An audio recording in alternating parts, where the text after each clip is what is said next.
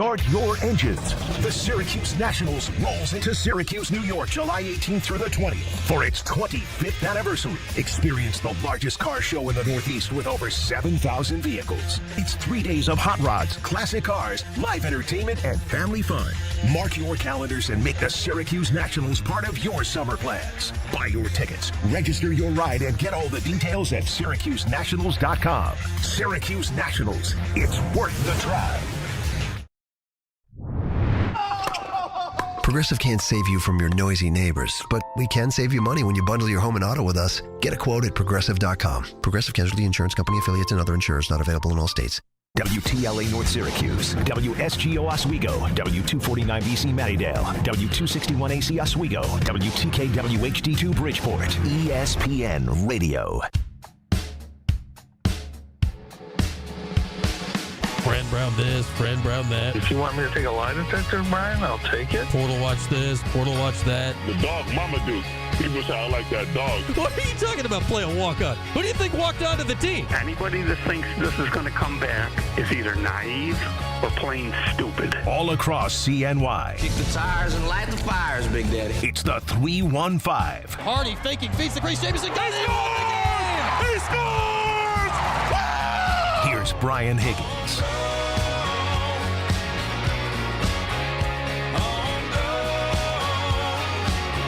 Oh, what's up on a Wednesday, everybody? Welcome in. It's our final show of the week. We got full coverage of the PGA Championships, courtesy of Westwood One tomorrow and Friday and Saturday and Sunday. But that doesn't impact me in as many ways. So we're here today. What's up in the Cuse? I'd say what's up to Utica and our friends in Rome. But the Yankees game's on there. They can't hear this right now. But sup to Rome anyway. What's up, Cuse Sports Talk? Get in the chat. Come hang out. CuseSportsTalk.com. The YouTube. The Twitch. All great places to be here on this Wednesday afternoon. We'll get to your calls down the line. First hour will be the best time for that at 315-437-7644. I told you yesterday we'd have Alan Griffin, the newest head coach of Boeheim's Army, at 4:30 today. We still have Griff. Slight schedule tweak. 5 o'clock for Griff. 5:00 for Griff. Will be joining us live in living color in the studio today. Lots to get into with Griff, head coach in Boeheim's Army for sure.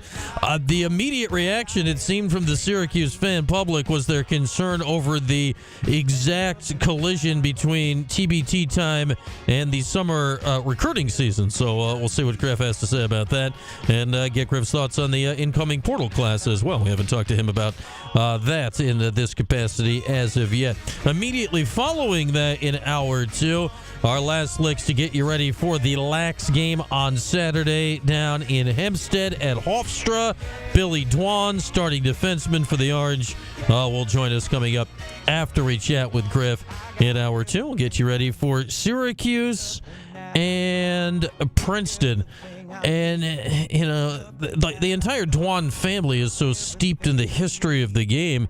I do wonder, like, Billy is on one hand too young to remember, but on the other hand, like, it's a whole Lax family. I'm intrigued to know what, like, his awareness of Syracuse, Princeton, lacrosse history is. Because for a decade or more, mid-90s through mid-aughts, it was the biggest rivalry in college lacrosse. Like, it was the most important game because of the volume of times it happened on the biggest of stage. Quite literally 3 consecutive national championship games, 2001 and 02 were Syracuse and Princeton, but they've not played in the playoffs since 2003. It's 2025. These are college students. Do the math. It's 22 years. They didn't see these games happen. So I'll be intrigued to get Billy's thoughts on that. And the game itself, the crazy game with Harvard over the weekend, all that good stuff when we get going next hour. And as mentioned, this hour, your calls, 315-437-7644. With that, let's get going. We start with the Burdick BMW opening drive. All right, Burdick Nordic BMW opening drive here today. And let's start with this. Let's start with a little football. Let's start with the Circa Sportsbook has released some of the college football win totals. The ACC teams' college football win totals are out. And Syracuse, according to Circa Sports, set in the early line, 5.5 wins. 5.5 wins. How are we feeling about 5.5 wins for Syracuse football this season as the over-under in year 2 of Fran Brown? Here's the complete list. We'll toss Notre Dame in there as well as a quasi-ACC team. For the Irish, their win total is 10. And again, this is just for the regular season. This does not include conference title games, bowl games, playoff games, whatever. This is just of the 12 regular season games available. Irish at 10, Clemson 9.5. Miami 9. Syracuse is 5.5, as mentioned. They play those 3 teams, all of them on the road. I imagine these 2 items are not coincidental. Louisville 8.5, SMU 8.5. Yeah, the Orange are at SMU. Georgia Tech 7.5. Right. So of the top 6 win totals projected in the league, the Orange play on the road at 5 of them. North Carolina, Bill Belichick and that whole situation, 7.5. Florida State 7, Duke 6.5, Pitt 6.5, Virginia Tech 6.5, NC State, Virginia at 6. Boston College and Cal joined Syracuse at 5.5, Wake 4.5, and Stanford in Frank Reich's first year at 3. So Syracuse 5.5, coming off a 10-win season. Coming off a 9-win regular season, that's what the 5.5 is based on in year 2 of Fran Brown. What do we think about that? It's really interesting. Syracuse had to be a really tough team to set a line on, I would imagine, for the books this year. You're coming off that 10-win season, 9-win regular season. Fran Brown, one of the hottest names out there. That said, replacing an NFL drafted quarterback in Kyle McCord and replacing an NFL drafted quarterback with, regardless who wins the job, a mostly unknown player, at least as far as consistent college success. No matter who starts this year, Steve Angeli or Ricky Collins will have played less football than Kyle McCord played heading into last year. Or, even looking beyond that, we know how some of you feel about Garrett Schrader, but Garrett Schrader played a lot of football heading into the end of his career. And then there's the schedule. And I'm going to guess that this is the more significant effect of Syracuse's over-under being set early at 5.5. Notre Dame, Clemson, Miami, SMU, and Georgia Tech have 5 of the highest 6 projected win totals of ACC, or in Notre Dame's case, tangentially related ACC teams, and the Orange play every single one of them on the other team's home field. Those teams are all projected to be good, and Syracuse plays them all on the road. That's how you end up at 5.5. That's not to say Syracuse won't be a better football team than some of the teams projected to win more games. It's just the toughness of the schedule being taken into account. Now, would you take the over and the under on 5.5? You going head, heart, or can you combine them into one thing? Because the initial reaction of 5.5 is, what? 5.5? Fran Brown! We go to the Wayback Machine. Syracuse last won 10 games in 2018. Wasn't the over-under of that 2019 season? Wasn't the over-under of that season 5.5 also? Am I remembering this correct? Tommy DeVito's first year, the Orange coming off their first 10-win season at that point in 17 years. I think the over-under the next season was 5.5. 5.5? They just won 10 games. No-brainer. Take the over. They won 5. They won 5. We all feel like this is different this time around, right? With Fran Brown, we all feel like this is different. I truly think it is different. In the long term. In the short term this year, man, we'll see. And I suppose there could be a complete and utter implosion this year that would change my thoughts on Fran. That would truly surprise me. But I said a few weeks ago, if this team goes like 6-6 or 7-5 this year, I know Fran won't be thrilled about it because he wants to win 8 billion games in the conference championship and all that great stuff he's talked about. That said, like if this team goes 7-5 this year, which is, unremarkable in the grand scheme of things. If this team goes 7-5 this year against that schedule, if that schedule remotely lives up to what we think that schedule looks like it's going to be, whew, that's one heck of a season. It's one heck of a season. I look at 5.5. I look at what Fran Brown did last year, and I look at Kyle McCord. And you toss this all up into the air and you juggle it around, and I like to think he's going to go over that, which would mean bowl eligibility, which would mean keeping that streak going. It would be a fourth straight year going to a bowl game. That's nothing to sneeze at here, considering recent Syracuse football history. Then you look at the road games. And it's beyond the road games. You look at the home games, and in order to go over, all right, say you lose all those games. And I'll say this right now. I don't think they will lose all 5 of those games. I don't think so. I think Fran's got at least one of them up his sleeve this year. Like, come on. Just the general vibe of Fran Brown ain't going 0-5 in those games, is he? He could. You gotta get one of them, right?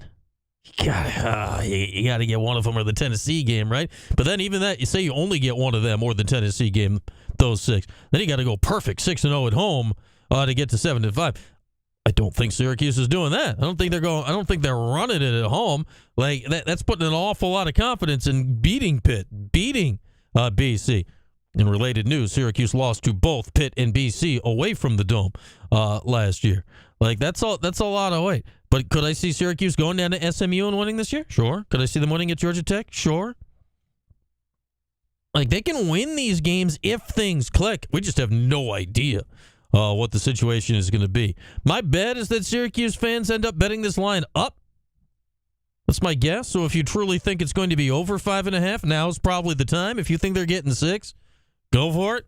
If you think that this schedule is, tough, you might wait a second before you work the under on all that. But, man, it's just I think Syracuse is going to get at least one of them.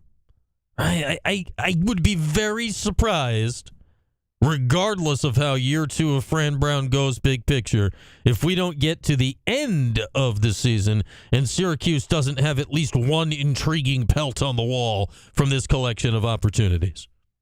I have zero clue what it'll be. But by the end of the season, I think Syracuse has at least one win where you're like, all right, this year may have been tough. This schedule was crazy.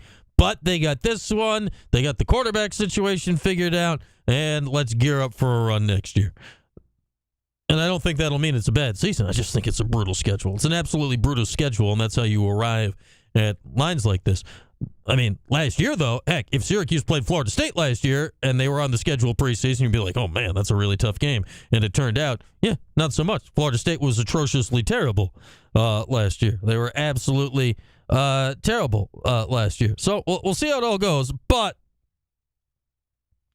I look at the situation, I look at the 5.5, and how could you? They won 10. How could you? I understand how they got to it. I understand it. Don't love it, but I understand how they got to it. That said, right now, May 14th, we're still in this blind faith for Fran Brown, right? It's a lot more fun to go blind faith for Fran Brown right now than to try to analyze this in any meaningful way. Why? Because at least right now, blind faith for Fran Brown has worked out pretty good so far. And I say, let's just ride that till the wheels fall off, because that's pretty fun right now.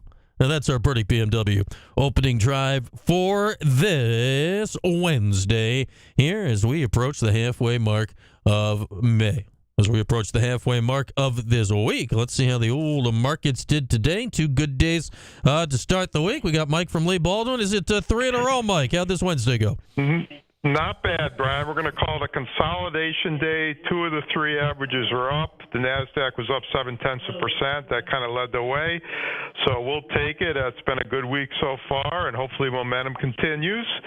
We had a nice diamond right after hours. Cisco Systems, the old communication equipment company, just announced earnings. Stock's trading up over $2 or 4% on better than expected earnings. And our dog, we're going to go with Merck. The pharmaceutical company traded to a 52-week low today. A lot of the drug and pharmaceutical companies have been struggling, but overall, not a bad day, and we'll see if we can keep it going tomorrow, Brian. All right, sounds good, Mike. See if we can't keep the week rolling tomorrow. There's Mike from Lee Baldwin with all of the diamonds and none of the dogs. LeeBaldwin.com for more info. LeeBaldwin.com. Break now. Phone lines available rest of hour 1 at 315-437-7644. The new head coach of Boeheim's Army, Syracuse assistant coach, friend of the show, Alan Griffin will join us coming up 5 o'clock. Billy Dwan talking Orange Lags to follow that. All that on a busy Wednesday. It's Cuse Sports Talk and ESPN Radio. Bring it on. Oh, man. It's Mike. Do I know who Emperor Zurg is? Yes, and that I've heard of it. He's, hang on. It's, is it He-Man? No, it's, You're in the right park. yeah, it's, hang on. I'm thinking of it, because it, newer? Yeah. Emperor Zurg is newer than He-Man? Yeah. Not, I can't tell you that given Uh-huh. He's, Drew Blank Star or Toy Story.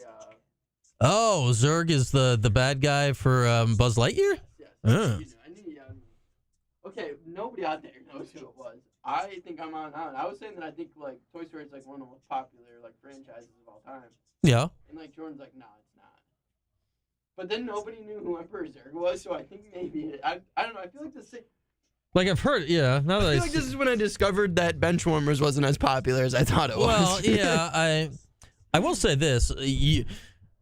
You're too young to realize this, Mike, but there's a time where animated movies did not look like these Pixar movies. Yeah, wasn't it like first of its kind? Like Pixar? the first Toy Story movie was the first Pixar movie in the theaters. Like that was an event to go to that. It's like you went to that, you're like, what is going on here? Well, wasn't it like one of the first like 3D render? Yeah. things? No, it completely changed the game as far as animation.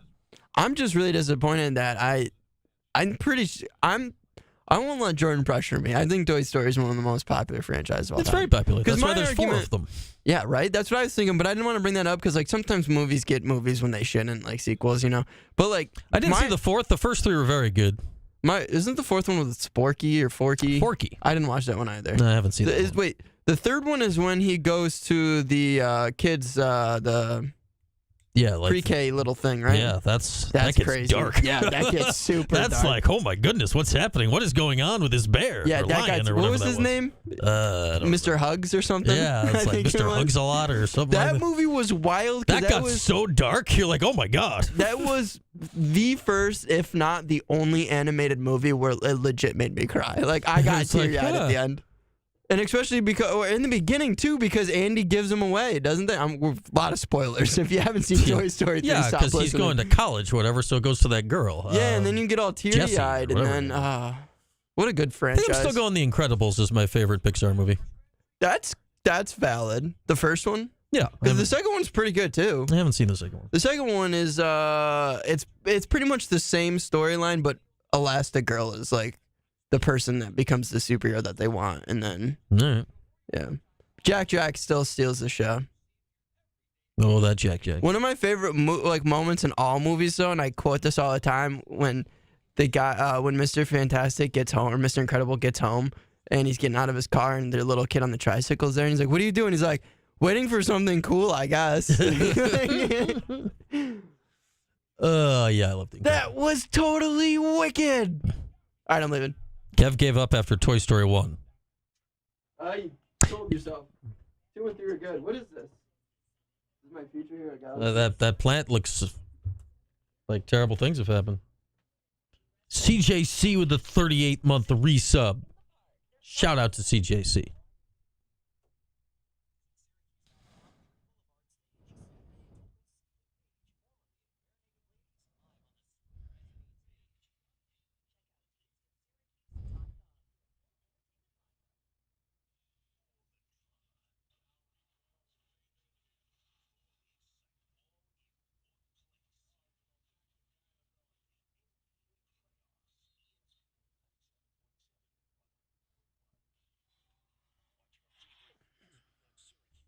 talk shows on CuseSportsTalk.com. All across CNY, it's the 315. Here's Brian Higgins.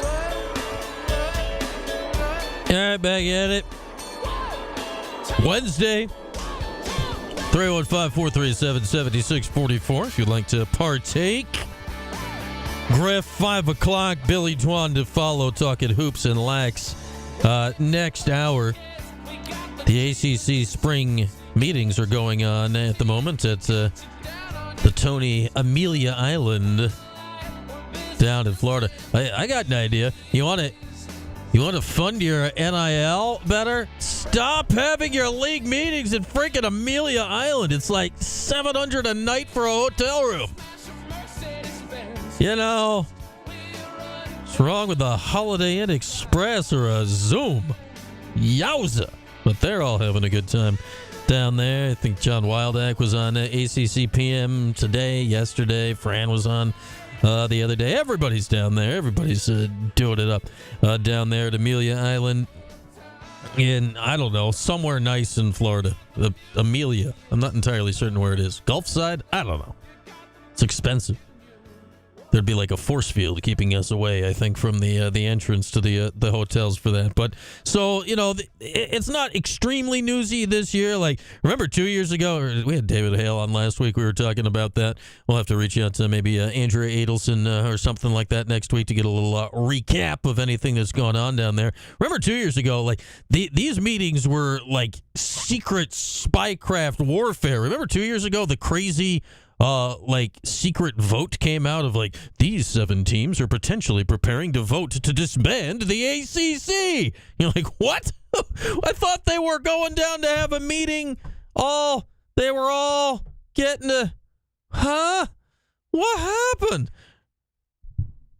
I don't want to list this as my favorite all-time league moment, but the best didn't let news leak moment was the moment people realized Mark Coyle was no longer the AD at Syracuse was when he was at day 1 of the league meetings, but he wasn't at day 2 because he was in Minneapolis.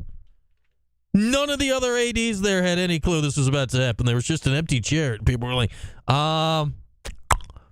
where's Mark? He appears to be missing.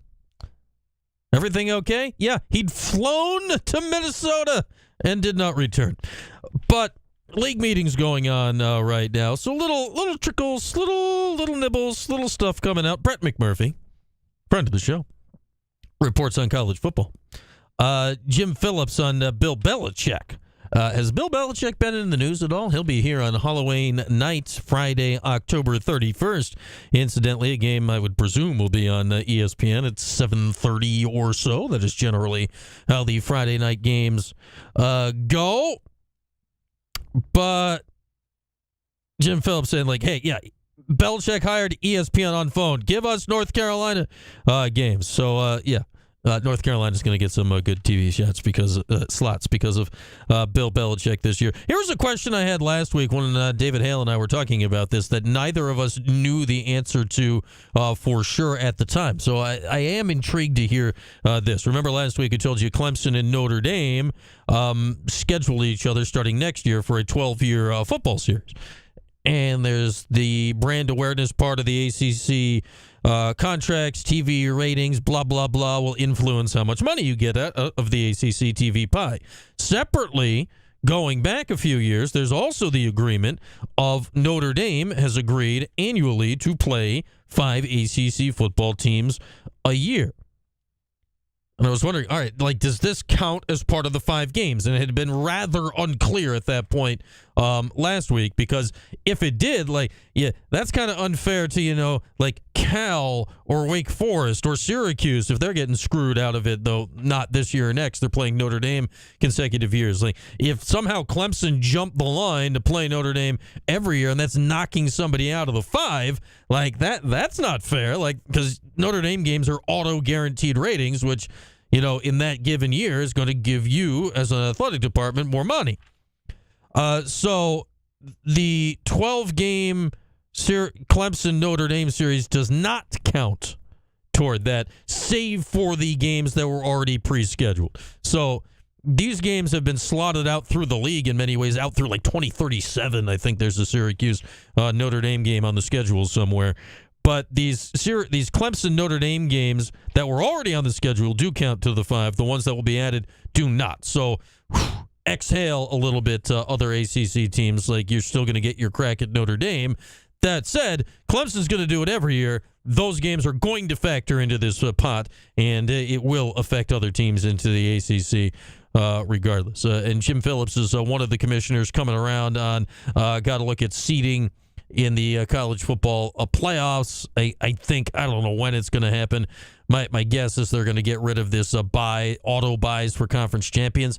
It just made for a oddly unbalanced playoff in year one last year. It didn't match up quite right. And I'd imagine that thing will be ditched sooner than later.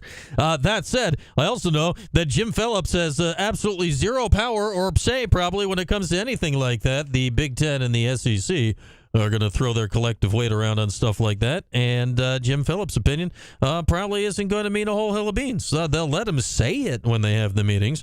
And then Notre Dame, the Big Ten, and the SEC will essentially decide the direction of the college football playoff. So we'll see which way the wind blows on that when further decisions are made. I wish they'd go to more games on campus, but, money, I doubt that'll happen. But we'll see how it goes going forward with the college football playoffs. And the good news is for that, tying this all back to what we were talking about, to start the show, with Syracuse's over-under next year being 5.5 wins. I don't think Syracuse is going to be in the college football playoff next year due to an incredibly young team and an incredibly tough schedule. That said, let's look back at last year. Was Syracuse realistically that close to the college football playoff, going 9-3 in the regular season? Not quite, based on how the losses happened and this and that. That said, they went 9-3. There was a route there, had you made the ACC title game, that you would have been like in the mix. The two teams from the ACC title game, Clemson and SMU, were in the college football playoff. We spent the entirety prior to last year of Syracuse's time in the ACC never once realistically considering the ACC title game. Even in 2018, the 10-win season, Eric Dungy, the whole thing, because of the Clemson loss early in the year that came down to the final play, the Orange were behind the 8 ball all year. Because of the divisions, they never had a tiebreak. There was no way to catch Clemson, and there was no thought of, even in that year, of the ACC title game. So even if there had been a 12-team playoff that year, Syracuse wasn't going to make it. Now you're going forward, Fran Brown, 10 wins, year one.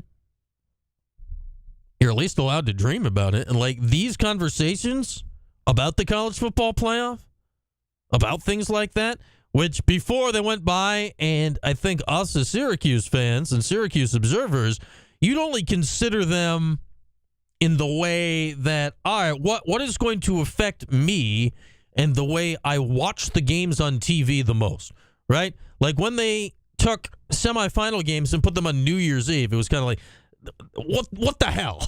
Like, come on. Like, quit it already with that. And then the next year, they at least sort of quit it with that in the 4-team playoff era. But it wasn't like, all right, how does this potentially affect Syracuse? Now it's like, well, maybe one day here, if Fran keeps this going, maybe there'll be a year where this does affect Syracuse. And it's kind of cool to at least have those thoughts. With the expanded playoff, coming off a 10-win season, with a hot coach, you can at least allow yourself to think how that may affect Syracuse down the line. Where when they were first saying the expansion of 12 teams and all that stuff, it's like, well, that'll be cool, and I'll watch that, but you never really thought it could affect you and your viewing habits in every way. Now that you've seen how it went down last year and how SMU got in and how, different things happened along the way and different teams that were at least in the mix at various points last year, it's very easy to dream up a scenario, maybe not this upcoming season, but the season after for sure, where, all right, young team, experience this upcoming year, you get a returning quarterback, be it Collins, be it Angeli, coming off a decent year one, ready to take a step forward in year two. You can already see a way you can talk yourself into an offseason of thinking about stuff like that. But that is definitely a story for another day. With that, we'll take a break. Phone lines will remain open next, 315-437-7644. In this hour, brought to you by dvoffers.com, which remains powered by Drivers Village in Cicero. Another item that came up at the ACC meetings, which I think is going to get sued into oblivion at some point. It's another one of these things that has been buried and unthought about in the impending House versus NCAA settlement. We'll get into that when we come back. Alan Griffin coming up, top of the hour here on Cuse Sports Talk and ESPN Radio. The Sport.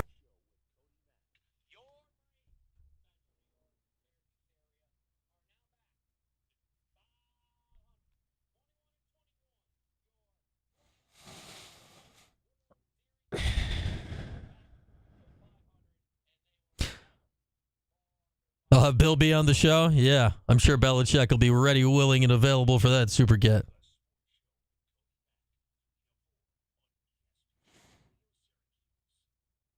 Ooh, that would be a devious after effect, SL. Wow. That's a conspiracy theory. I like a good theory.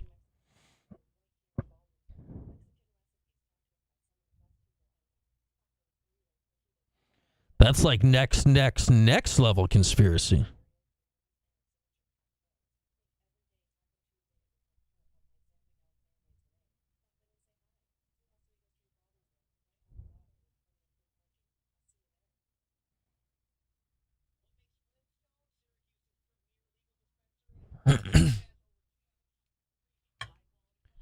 Reading that out of context the first time, Tim, I thought about, Jordan. Like, what?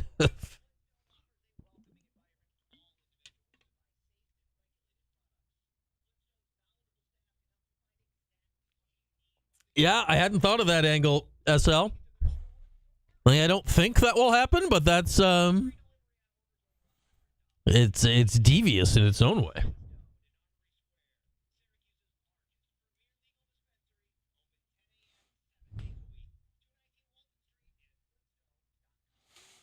Because you're still, even if you get more guaranteed spots, you still have to beat out, a lot of teams in your own league to get them. So I don't think you're really taking your foot off the gas. But, that's 5 DHS.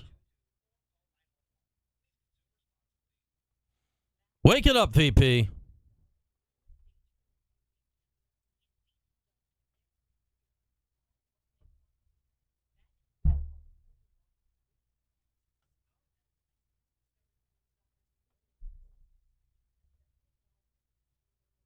What is going on over on the YouTube today?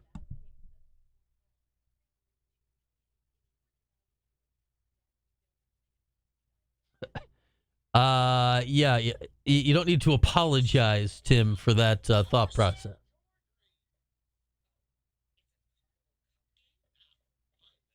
I definitely have less real estate in Newport than Belichick, or in Martha's Vineyard than Belichick.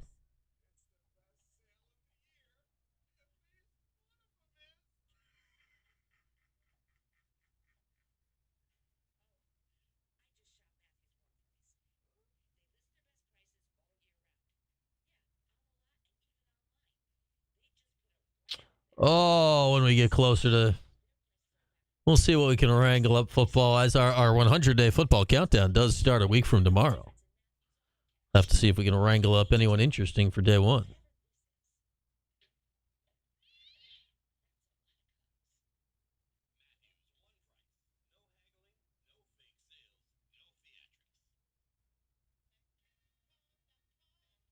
It's a good point, Super Cat.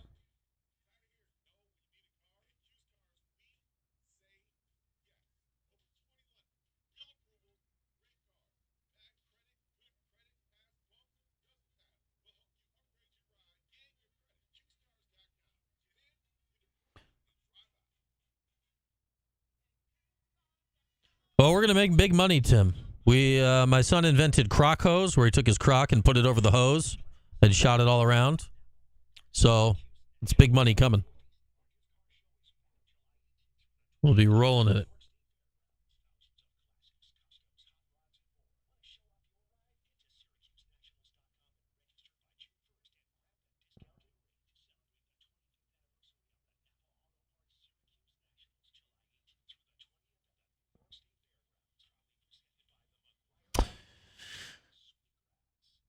That would be a fact, SL.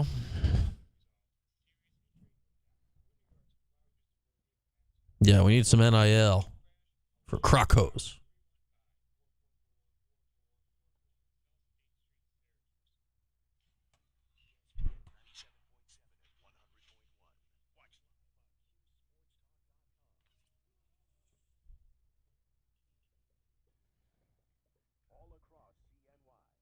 The 315. Here's Brian Higgins.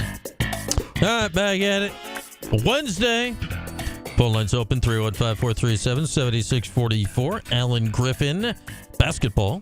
Billy Dwan, lacrosse, will be joining us in hour 2. Right now, let's hit the phones for the first time today. And we got our guy Scooter in Jamesville. What's going on, Scoot? One funny footnote about Mark Coyle. The year he was hired, that's the year I think they opened up the new practice facilities in the spring. I know there was a spring game. It was just a scrimmage because right before the season started. It was at the soccer, and they had a barbecue going on. You know, you wait in line and you go through it. Mm-hmm. And I noticed he was about 4 people ahead of us. Of course, he came from Boise State, so you know where I was going.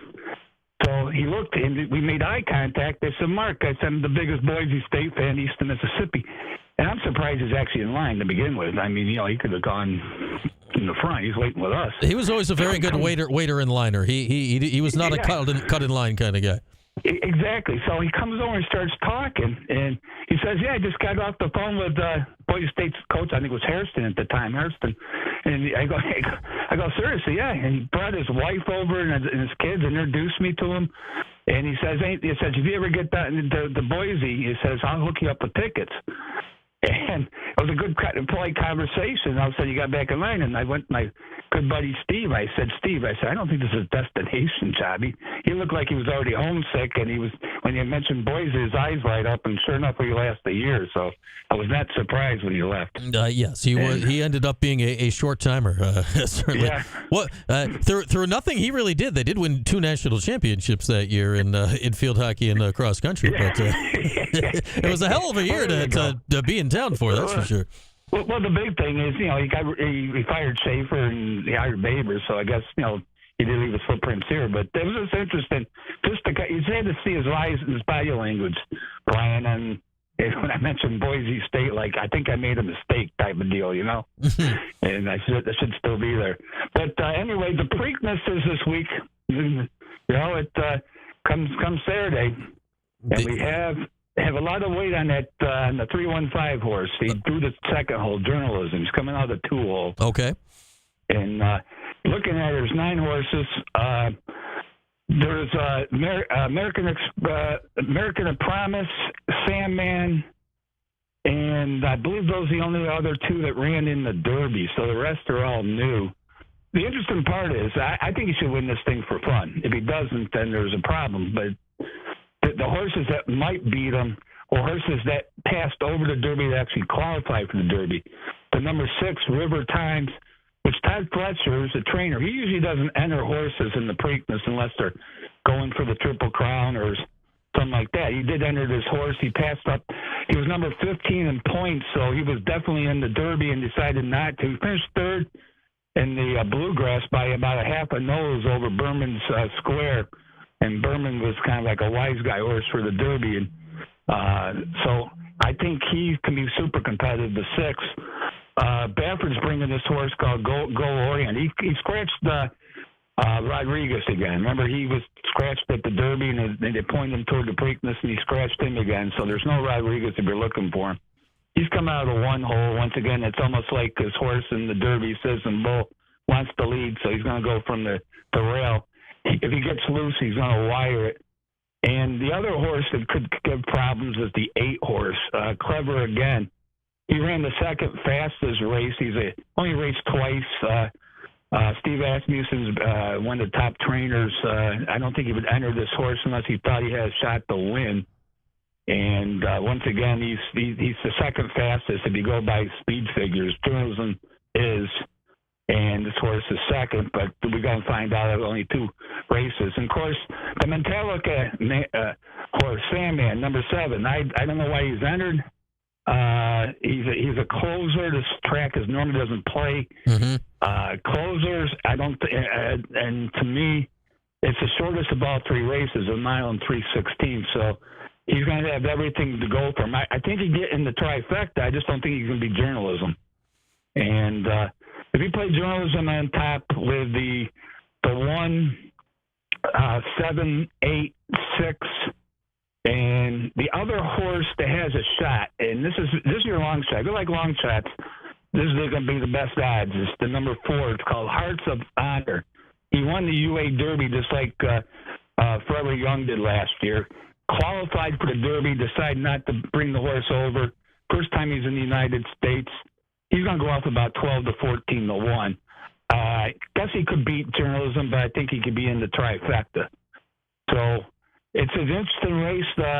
Just remember the Belmont's at Saratoga, and it's a 5-day event. And right now, supposedly signed on is Baeza finished 3rd, and of course the Derby winner Sovereignty. And don't know journalism. He would definitely have to win this race to run there. But this horse here was signed up for the Triple Crown, and that's why he's there. It took almost a whole week to decide to go. I think he can. I don't think he needs an A+ effort to win. I think that was the thing where I think they were looking to see who was entered if they can win with a B+ effort, and I think he can. But if you just want to fool around, I'm playing horse 1st, 2nd, and 3rd with those 5 horses I mentioned in trifectas. For 50 cents, it doesn't cost that much. I'm probably going to put a little more in that. But if this horse can't finish in the top 3, that breeding set's going to be awful lonely because he might be sleeping on the couch or on the hay outside the breeding shed. You know what I mean? We don't need a lonely breeding shed for our guy journalism. That'd be no good. But a lot of weight, me, yourself, and probably half of Syracuse. So, but it'd be interesting. It's supposed to be rain again, guys. So, God love you. It's but we know he can run in the mud, and I knew he could. That's why I liked him consistently. But if you play him 1st, 2nd, and 3rd, and put a little bit more on the 3rd side, I think you got a legit shot of winning this thing. But looking forward to the Belmont. Saratoga should be interesting. Hope we get some good weather for that race. All right, Scoot. Thanks as always. There's our guy, Scooter. And the Preakness. I know this. Rain, no rain, whatever. Those Preakness fans on the infield, they get after it. They get all the way after it. My favorite Preakness winner is Louis Quatorze. Yeah, random horses named for French kings. That's the way to go. That's the way to go. Go journalism. Get it done. Get it done. Get one of them races. If he's the official horse of this show, we can't have him going around losing all the time. That'd be terrible. All right, let's hit a break here. And this hour brought to you by William Mattar. Hurt in a car? Call William Mattar at 444-4444. When we come back, it's not Friday. We can all correctly identify the day of the week as being Wednesday, which is not Friday. But it is our last show of the week because of the PGA. So we got to check in with the man who sort of knows and see what he may sort of know this week. Griff, Billy Dwan, next hour. You can sneak in a call as well after the break at 315-437-7644. Back after this, Cuse Sports Talk, ESPN Radio.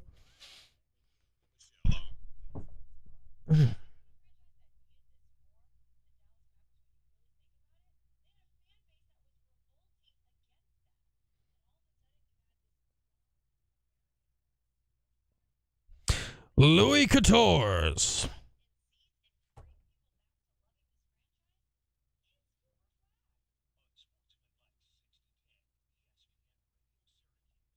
Preakness winners. Who have you played with, CJC? Look, it's Mike. Sadness, Mike. Sadness. It's Mike's last day-ish, probably, maybe. Yeah. I mean, I got Friday, but I'll just be doing the show, so yeah. I'll be here from like 5:30 to 9. Something fell out of there. Oh. The fuck? Yeah, I think I did. Is it under your butt? Oh, my God. This is going well.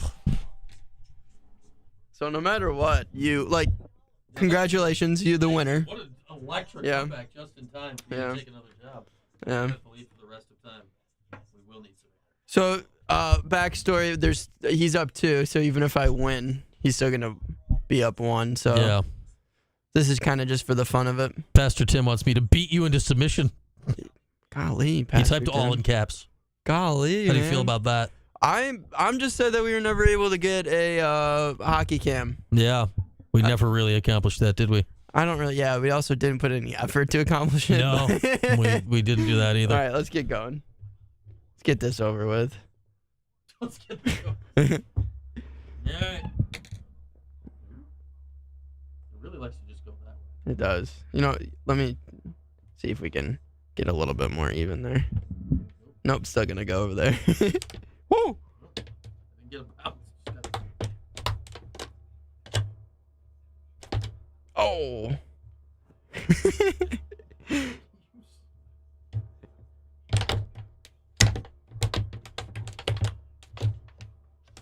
Oh.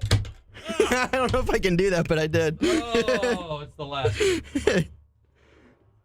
Congratulations. That was probably the least amount of effort both of us had ever put into a game. It was a pleasure. I'm gonna shake your hand again. We'll shake it. It was a pleasure. Well played. Yes, Mike is open to kicking school, or he will be teaching kickers to kick shorter field goals than 57 yards. Right? Yeah.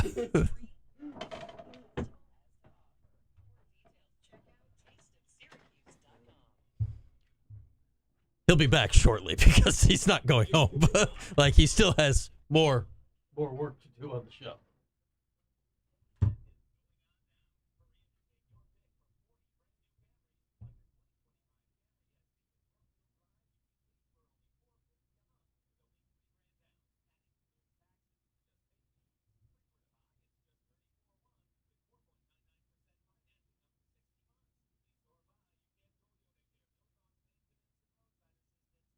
I'm just looking at Preakness winners. Remember Silver Charm? That was a great horse.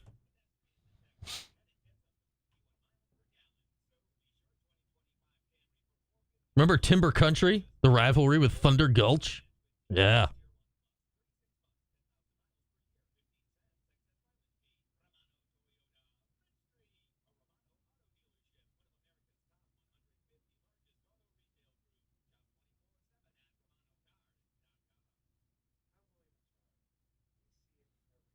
The winner of the Preakness in 2022, the horse's name was Early Voting? What?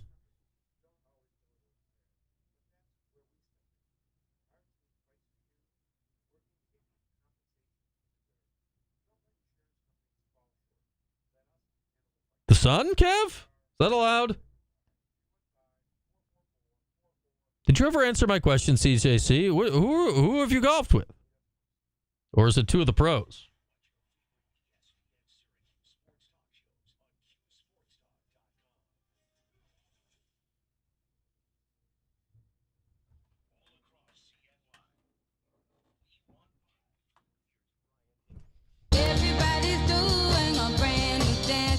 All right, back at it here on this Wednesday.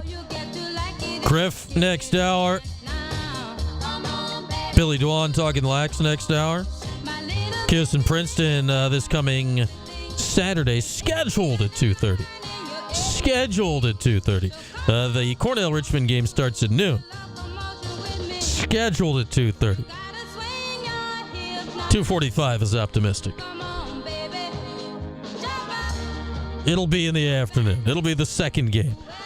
I always like the first game. I like being on time. I like being on time for those games.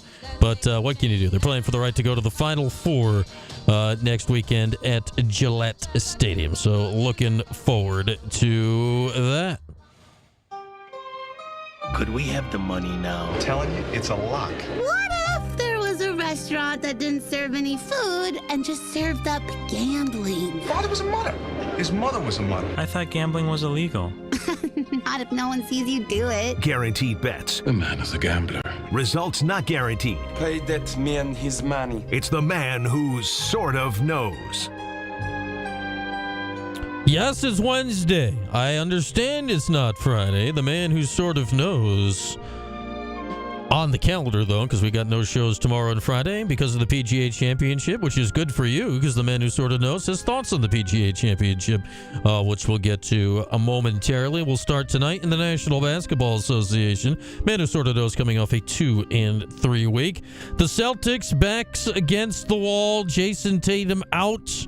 Torn Achilles. Imagine he'll end up being out for all of next year. Seems to be the likely scenario. The Celtics 3-1 down against the Knicks. The man who sort of knows is going with the Celtics -1.5 in the first quarter. Who knows what will happen in the fourth quarter? That has not been anything good for the Celtics so far this series. But they are 4-0 against the spread in the first quarter of this series. They're 8-1 against the first quarter spread this year in games that Jason Tatum did not play. Take the Celtics to cover the 1.5 in the opening quarter tonight against the Knickerbockers from Boston. Major League Baseball tonight, the Rangers and the Rockies. Oh, there's nothing the man who sort of knows loves more recently than betting against the Colorado Rockies. Why? The Colorado Rockies are absolutely horrible so far. He's got the Rangers on the run line tonight, -1.5. Patrick Corbin, local guy made good, who's been cashing them checks the last few years, not pitching great. He's actually pitching quite well with the Rangers this season after struggling the last few years, signing the big contract with the Nationals. So Patrick Corbin on the bump. The Rockies, his opponent tonight, they are on pace this year for more than a -500 run differential. -500. It's more than 3 a game. They're absolutely terrible. Take the Rangers tonight on the run line. WNBA season officially opens on Saturday, and they will open with Angel Reese going against Caitlin Clark, which means Camila Cardoso, one-time ACC Freshman of the Year for Syracuse, will be involved for the Chicago Sky. Sky and Fever from Indianapolis on Saturday. Camila Cardoso's rebounding total is 8.5. Last year against the Fever, she averaged 10.5 boards a game. Her role will only increase this year in her second season in the league. Take Camila Cardoso over her rebounding total in the season opener. And 2 picks from the PGA, which starts tomorrow down in Charlotte. Justin Thomas won this championship when it was last on this course back in 2017. He is playing very well recently, the best he's played consistently in years. You can get Thomas top 20 for -105 right now on FanDuel. And Bo Hostler, personal favorite of the man who sort of knows, is +105 on DraftKings to make the cut. The man who sort of knows loves his visor game. He's got an elite visor game, apparently. How will that make him make the cut? I don't know. But he has made the cut at 3 of the last 4 PGA championships. So take Bo Hostler to make the cut this weekend and play this weekend down in Charlotte at Quail Hollow. To recap, the Celtics -1.5 to win the first quarter tonight against the Knicks. Rangers on the run line to beat the Rockies tonight. Camila Cardoso over a rebounding total. WNBA season opener on Saturday versus Caitlin Clark and, whoever she plays with. The fighting Caitlin Clark's in the Indiana Fever. 2 picks for the PGA Championship, which you can hear in its entirety, courtesy of Westwood One, starting at 2 o'clock tomorrow. Justin Thomas to finish top 20 and Bo Hostler to make the cut. And that, my friends, is what the man that sort of knows thinks he knows this week. There we go. Little picks for you tonight. All right, what do we got coming up next hour? We'll talk to Billy Dwan. We'll get a little lax in our lives from Billy Dwan coming up right around 5:15 or maybe later. Stand by. Billy Dwan is going to be, he's got to get a lift in. Billy Dwan's going to be closer to breaking news. Billy Dwan's going to be closer to 5:45 to end the show. Pardon. Texting and talking. Don't do it. Or driving and texting. Don't do that either. Griff will be coming up next. We'll move Mike's. It's Mike's quasi-last day here. He's going on to bigger and better things. He'll still be around every now and again. We're going to move Mike's final 411 up earlier in the show. Griff will be coming up next to start the second hour. He's the new head coach of Boeheim's Army. And lots to get into with Griff. The fan base is up in arms, I would say, many, about the idea that these TBT games are happening during a prime summer recruiting evaluation period. The Peach Jam is one of the main things. It's a major Nike event. There's a lot going on that week of the summer, so Griff will not be able to be on the road recruiting and evaluating then. How does that all going to work? What's the TBT going to be like? And we've yet to talk about Griff about the 6 new players that will be joining the Orange here this year. So all of that coming up. We'll get Griff in here next hour. We'll get Billy Dwan to end the program today. We'll have a little 411 in the middle. We'll figure it all out. Coming up here in due time. With that, we'll step aside. We'll get you ready for all that stuff in hour 2 after this. It's Cuse Sports Talk and ESPN Radio.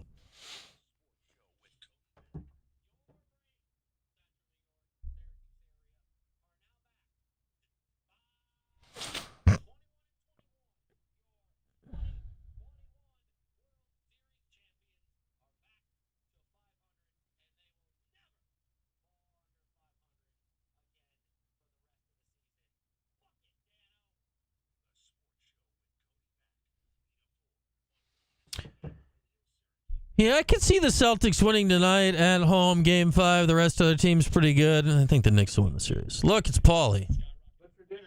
What is for dinner tonight? I have some chicken. Crock pot? No, not in the crock pot. Chicken. No, this is chicken drumsticks that I had cooked previously, but we froze half of them. So hopefully they heat. So it's leftovers, but from a while ago. They were. Hopefully they're not frostbite. They looked okay. Hopefully they heat up well. But it's a chicken leg or a chicken. What am I having? I don't even know. I didn't thaw anything out. Cool. You're damn right, Ellie Orange. I will join Griff's staff, but only for a significant stipend. Paulie here may work for free. I don't know. If we win, I'll want a cut. Well, yeah. I'd want something just for showing up. $20. Paulie wants Paulie will work for unlimited Diet Pepsis. I just want and one Dunkin' cold foam. I just want them to have to explain who I am on TV. Is the TV Fox now? Is that what the TV is for the TBT? Wouldn't that be funny? The guy here says... Assistant coach Paulie Skibala. He's a local radio host. Yes, who asked for this job on air and was given it? He's been with Syracuse University for 25 years. Yes. He's well aware of both the 2 and the 3 play. I know circles, too. Yeah. He can run double fist. Yes. And 5 high. Yeah. Coach Paul is a Make-A-Wish kid. That would be so funny. Just the coaching staff includes Preston Shumpert, Alan Griffin, Paulie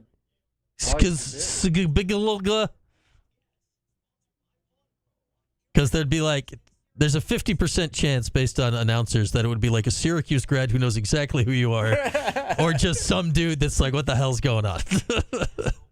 That would be even funnier if it was a Syracuse grad. Yeah. You're like, Paulie! I am the king of the bounce pass. Paulie's very technically sound. He's very savvy. He's very... Where's Griff? Griff should be here shortly. I thought I heard him. Did you hear Griff? The distinct tones of one Alan Griffin? I saw him with his baby in Franklin Square the other day. You did mention that. I was going to yell at him, but... He had a baby, so yelling at him seemed not a great idea.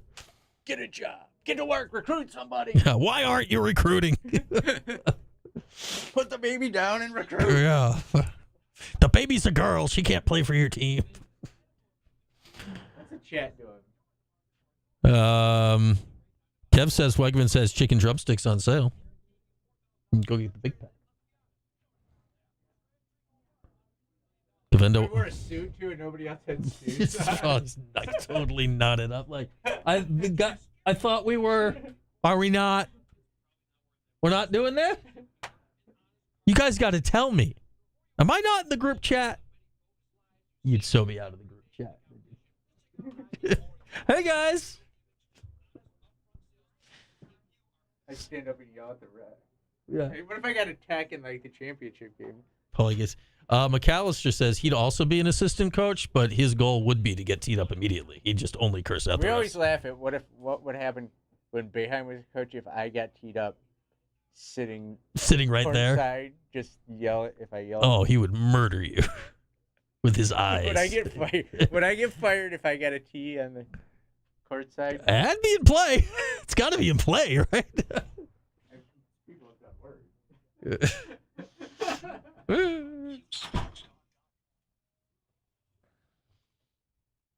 Review our status here, Si. Let's look at this thing from a standpoint of status. Can't go backwards.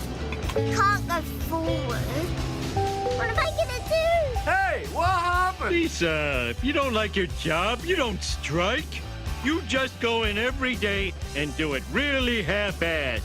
That's the American way. I hope it's happy hour. It's 5 o'clock somewhere.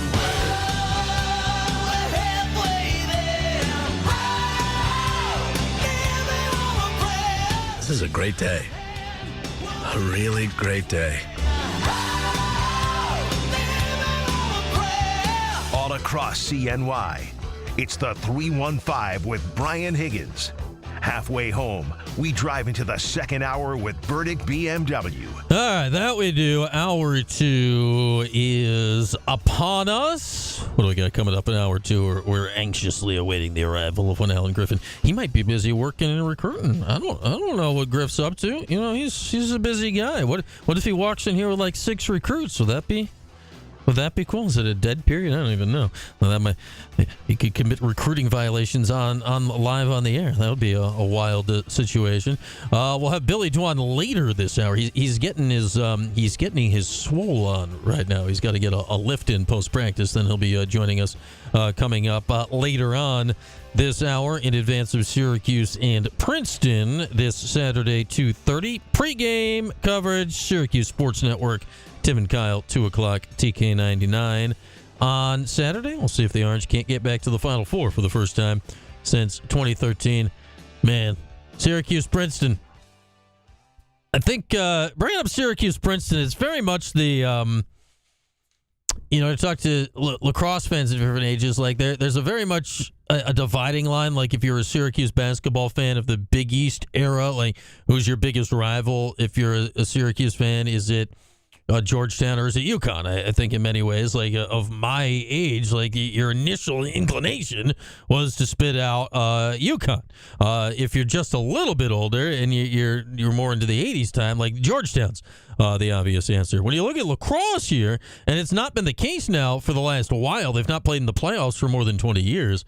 But when you look at lacrosse, the thing you look at is Syracuse-Princeton for many, many years. That was the game because it was the game that meant so much so often. They played every year in the regular season, and invariably they would meet in the NCAA tournament, and 3 straight years, literally, 2000, 2001, 2002, all games that Mike Powell played in, all games for the national championship. Like, they were these big lacrosse events. Those two teams took over the sport. And for many people, that would be the rivalry. It's kind of died off for a lot of reasons, conference games, and then Princeton, slid back after Bill Tierney left and the whole thing. A lot of people identify Hopkins or pick like an ACC team like Virginia or Duke or whatever as the biggest game on the schedule. But for a legitimate decade, from 93, 94, somewhere in there, Princeton won their first title, I think, in 94. No, they won their first title in 92. So let's say from 92 to 2004-ish, like Syracuse and Princeton was the biggest thing going in lacrosse, and that will get to renew itself in the playoffs this year on Saturday. So we're looking forward to that. We got Griff here now. Griff has arrived. Oh yeah. Griff. Oh, look at you, dapper. You got the sweater going on here, Griff. I gotta go to a fundraising after this. Okay. Gotta look good. So we got Griff here. Congrats, Griff, the new coach of Boeheim's Army. Oh, thanks. Appreciate it. That's kind of cool. How'd that all come about? I got a text from the big guy, Adam, and he asked me if I wanted to coach, and I was like, yeah, let's do it. There we go. Yeah. But I had to get, obviously approval from Adrian. I talked to Adrian, and he was like, you got to do it. It's a good opportunity for you. So I'm looking forward to it. It's going to be a great opportunity. Yeah, that's what we were wondering. Like, are there any, rules or stuff? I guess the answer is no. Like, if an active college coach can be involved in this. Yeah, definitely. Definitely. But you know what the one thing is that I'm going to miss probably a couple of days in recruiting. Mm-hmm. But it gives opportunities for guys that, probably would never be able to. And, this opportunity is almost like once in a lifetime coaching Boeheim's Army. So, guys like Pete Corsinini, Alex, Klein can still go out and do his thing. We just got it's a team effort. But I think if Coach really needed me out there and he made sure that I needed to be out there, he would have said, "Hey, listen, I just think that this is not the right time for it." But he gave me his blessing. Yeah. That's honestly one of the first things that came up yesterday. Is like, wait a minute, isn't that during Peach Jam and some of these other major evaluation periods, which I'm sure you generally go to every year? How different is that going to be for your personal recruiting process not to be at these events? I mean, the greatest thing about it is that everything's online now. Yeah. Excuse me. Right. So, I can watch every game that I need to. It's a great opportunity, and I'm looking really forward to it. I look at recruiting things like that, 5 years ago, 10 years ago, certainly 20 years ago. Mm-hmm. It was like you had to be there, right? Like you didn't have a choice. Oh, no choice. No choice. I think that nowadays, just with the internet and how things are going and how games are being broadcasted all over the internet, you can catch every game that you need to catch. And no matter what grassroots, Adidas shoe or Nike or whatever, they all online, so it's good. And we'll talk about the portal too here coming up. The fact that the portal and that part, and you just added 6 guys to the roster from that, is so important. Like it seems to have shifted, like where the importance of the recruiting calendar is for you guys. Yeah, definitely. It changed the game, but I think the one thing that coaches emphasized is that we still got to recruit high school. Mm-hmm. We still want to recruit high school. And, we got to go out there and still compete for the best of the best. All right, I want to get into all the new guys from the roster in a second, but let's start with the Boeheim's Army stuff here. What do you personally want to get out of this experience? How does this hit you? Yeah, you know what? One, being able to coach guys, being the guy that they look to. I was explaining to my buddy this morning, it's like, when you're an assistant coach, you're looking at the 10 eyes, look at the coach, mm-hmm. right? And obviously the pressure that comes with that. And you know what? I want that pressure. I want to see what I'm made of, and if I can make in-game adjustments, so forth. So game plan, it's starting and stopping with me. So like I'm really looking forward to that opportunity. I remember back when Jim was suspended for the 9 games that year, and Hop was coach. So it was right before you were on staff here, and he always said then it's a great opportunity for Mike, but it's still my team, so like he can only do so much. He can't change what we're doing. This is your deal. Like how much do you get to? Are you going to run Syracuse stuff? Are you running your own stuff? Is it the pro stuff these guys do? What are you running with? I'm going to try to mix it up, but I also think that I have to adjust to them just as much as they got to adjust to me. Especially guys that's been playing in the pros. They used to play in a certain way, so it has to be a happy medium, right? And once we kind of figure that out, then we can kind of go from there. All right. The roster, as we know it so far, Elijah Hughes, Buddy, Jimmy has sort of been announced. I think we can assume that Jimmy will be hanging out. Chris McCullough, Rakeem Christmas earlier today, former Buffalo player Nick Richards was announced. How do you feel about the group so far? Great. I think we got some really good inside players. Obviously, we got shooting in Elijah and Buddy. Scoring in Elijah and Buddy because they can shoot and plus they can score. So, obviously Jimmy being a Swiss Army knife where he can do a lot. Chris McCullough is Chris McCullough, and Rakeem is Rakeem.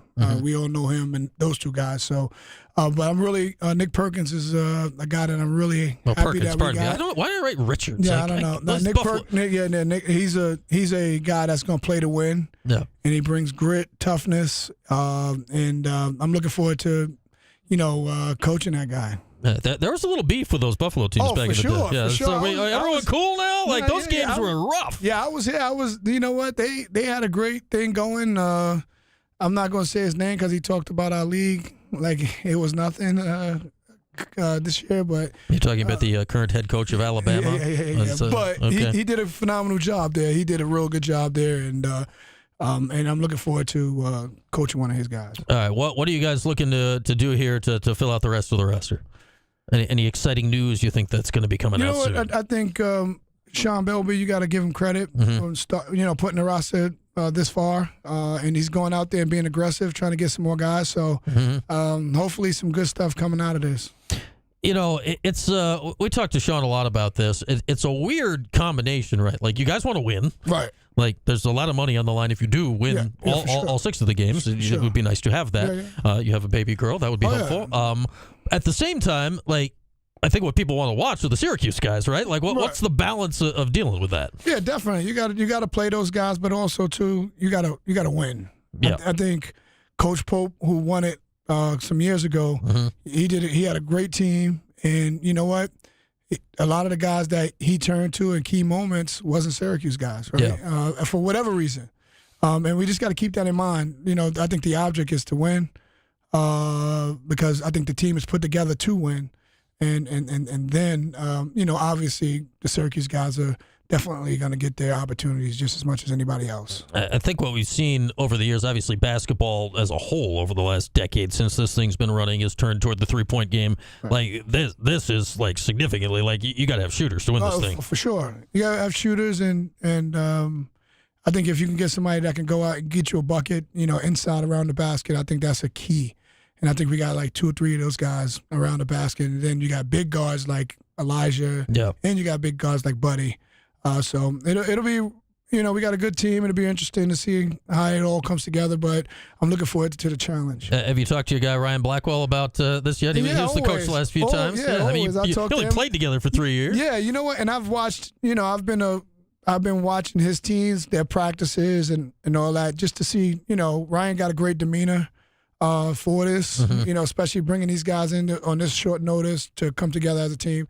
He's did a really good job. Obviously it's going to be business-like. I think these guys, when they get on the court, they're going to want to compete and win. So I think that's the attitude that I'm having. And that's what Ryan basically said, man, just compete to win. Yeah, and these games, they move. Like, it's 9-minute quarters, and you have the Elam ending. Yeah. How do you, what do you do strategically with that? Have you figured that thing out yet? No, I have not figured that out yet. But I'm doing, I got one of my guys doing some research. Okay. And I'm going to see analytically what is the deal with that, and then try to figure it out as we go, especially the practices. I know for sure we get the whole team together and we get some practice time, we're going to be practicing the Elam ending more so than I think anybody else. Okay. They can play the basketball, right? Right, figure out how to end the game. You know who's on your staff yet? Have you figured that out yet? I know Sean Belby, obviously the GM. I don't know if Kai Feldman, is going to help.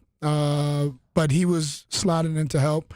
Maybe somebody else. I don't know. Maybe somebody from our current team over here. I don't know. Okay. You got to figure it out. I found a volunteer for you. It's up for you to reject him if you'd like. Paulie has raised his hand and volunteered. Oh, yeah. Paulie's high on the list. Yeah. He's been to everything. He's not missed a practice, not missed a game. So he knows all these guys. So Paulie's real high on the list. He says he knows the 2 play. He knows 2 play. He knows the 3 play. Knows 3 play. He can do 5-high for you. 5-high. Yeah, okay. So you might be able to run your whole offense. I don't know. You know what? You might be right. Yeah. He said he's prepared to wear a suit. Nah, with no suit. No, he's going to suit up. No, he can't wear a suit. Okay. Then he's done. Okay, he's out. Yeah, he's out. Sorry, Paulie, we tried. Yeah, no suits, Paulie. Yeah, I told him that you might hire him, but leave him off the grip text. Quarter zips or polos, that's it. Okay, there we go. So I tried, Paulie. I don't know. The suit seems to be a deal breaker. All right, Griff, let's hit a little on the portal here. How crazy was that month and a half for you guys? Good. The portal did a good job for us. I think we got some really good pieces in the portal, and we're just looking forward to getting into camp here in late June and get to work. Before we get into the guys, I think a lot of the conversation this year, and we talked about it a lot, was you guys hired Alex Klein. He came on board in July last year. Mm-hmm. Like, the process was done. Mm-hmm. How different was this process to go through this year with him on board? A lot better. Alex did a phenomenal job of navigating the portal.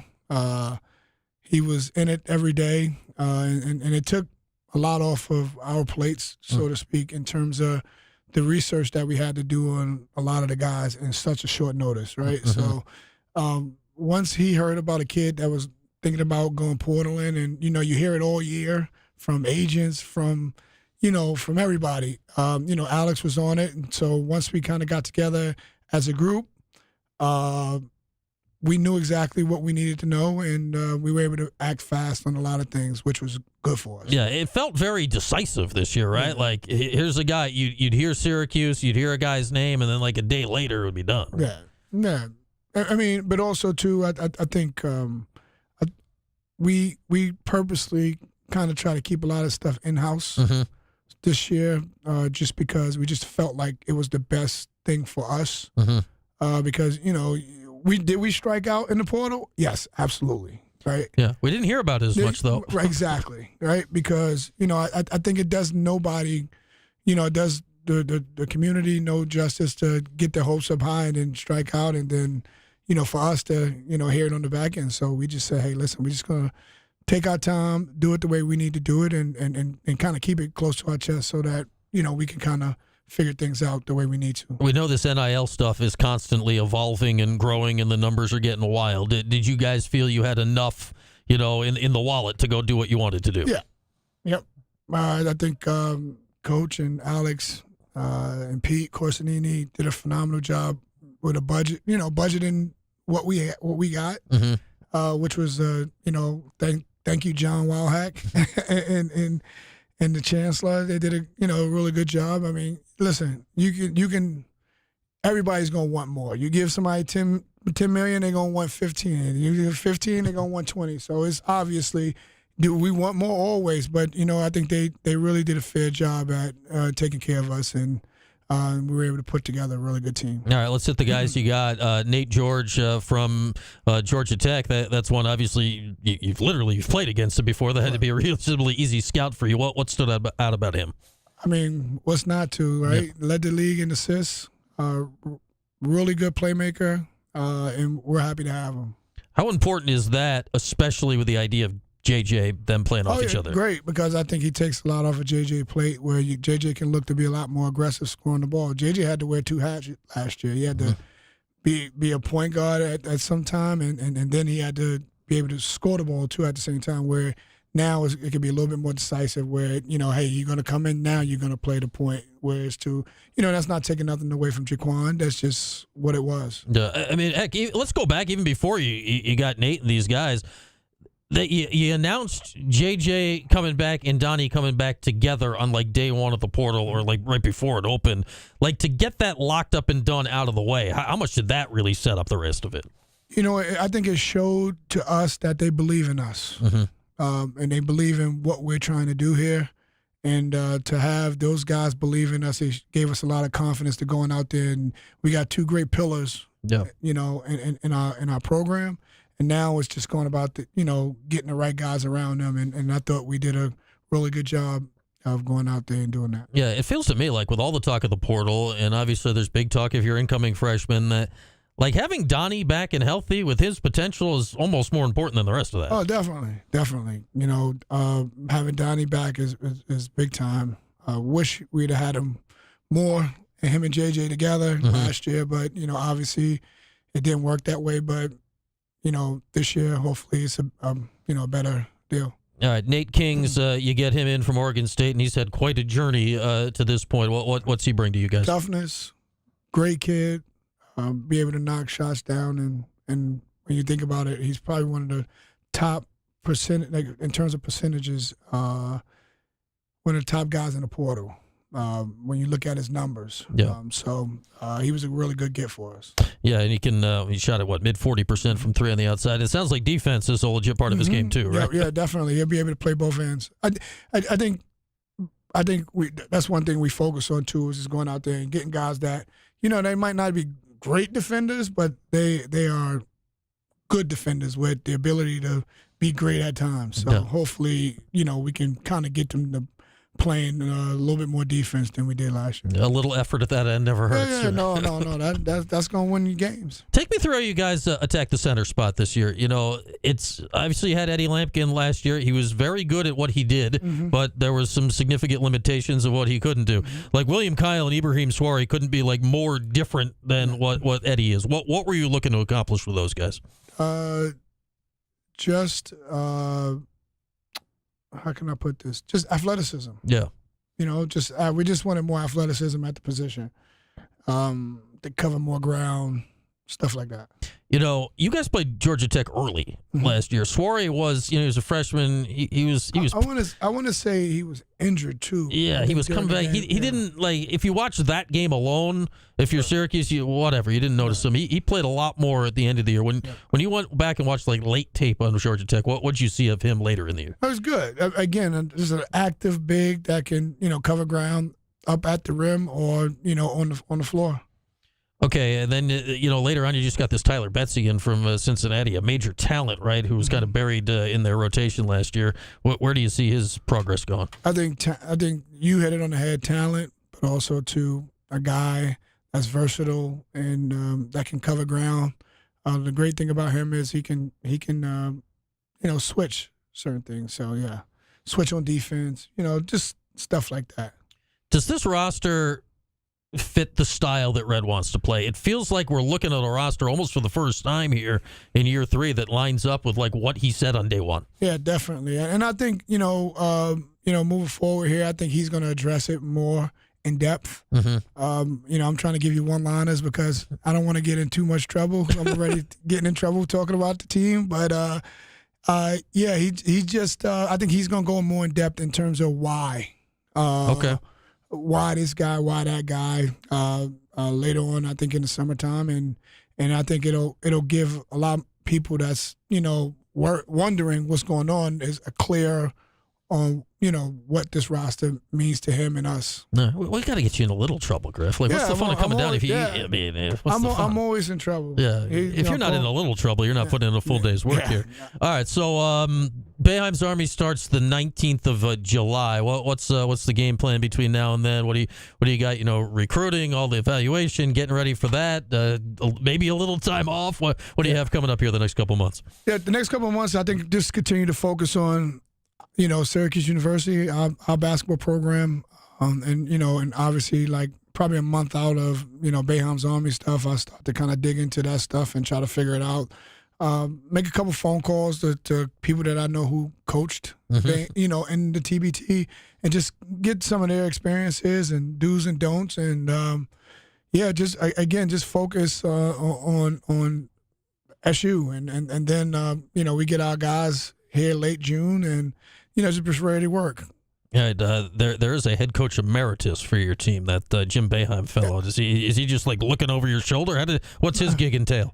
Nah, coach is not going to look over my shoulder, but he's going to tell me, he's going to give me his opinion on what I should do and what I shouldn't do. So obviously I'm gonna listen to that because he's not in the Hall of Fame for nothing, and then try to factor that into what I want to do, and then hopefully it's a match made in heaven. There we go. Well, and hopefully it all works out. We're right around 2 months out. Yep. There we go. We're sitting here on May 14th. That starts July 19th. We'll have coverage of the games here in the summer, as always. Looking forward to that, Griff. Yeah. Congrats. We'll talk about it all summer long, I'm sure. Definitely. I'll be back. All right. Anything you need to get off your chest before you go? I feel you always have something. I am. Let it fly. I am, and this is not pertaining basketball. It's pertaining baseball. Okay. And the whole thing with Pete Rose, is terrible, right? Because they knew he was getting up there in age. They knew he didn't live the healthiest of lives. So they knew, eventually this guy's going to pass on from us. And they wait till his passing to say, okay, let's clear him. And I just think that it was so wrong in so many ways because, I was looking at something today on ESPN, and they was talking about how when they needed him to come back from Major League Baseball, they went out and got him for the best players all time for their respective teams. Mm-hmm. When they did the big thing with Major League Baseball, they brung him back. And now, just to put him out there like this is just it's terrible. I don't like it. The timing was just odd. Oh, off. Yeah. Awful. Sorry. Awful. I'd say they could have made a really bigger point. Just do it the day he died. Be like, all right. Your kid coming. Which, I mean, obviously they have obviously I'm not saying people should not bet on sports. Yeah. Like if you're in the sport, you should not bet on sports. An apology at some point in the last 30 years from Pete probably would have gone a long way. Right, for sure. And you know what? And we make mistakes. We're human. Yeah. Right? Stop don't take the human element out of just life and what the decisions that we have to make daily, because then it's not a good thing for me. So I always give people second and third chances, and that's what it is. Yeah. One little apology from Pete in the last 30 years probably could have did well for Pete. He could have been in the Hall of Fame 20 years ago. I heard, then this is what I got mad at too. So Major League Baseball would not let him on the field when his son broke into the majors. And he had to go buy a ticket. And I think it was in Cincinnati too. Is that true? I don't remember that. Yeah, I mean, look it up. I believe you. I was just like, this is like, come on. All right, yeah. Did he make a mistake? He made a huge mistake. And you don't want to be betting on the bullpen. Right. And he paid, and he paid for it. But like that, and hopefully. Yeah, that's it. I got to save my thoughts for later. All right. You always got something, Griff. Yeah, all right, man. Good to see you. All right, thanks. There he is, our guy, Alan Griffin. We'll take a break, come back. We'll get Mike in here, his final 4-on-1. Oh, what a moment. We're back after this. We got Billy Dwan later in the show talking lax. We're back after this here on Q Sports Talk and ESPN Radio. All the drama. Thanks, bro. I gotta go run to Attilio's. Okay. Gonna be there you go. They got this fundraiser over there. All right. Make some money. Yeah, no, I'm not making no money. Well, bring it in. Shake hands, kiss babies, the whole thing. That's what I do best. See you, Griff. Mike, we'll do the 4-on-1 this segment.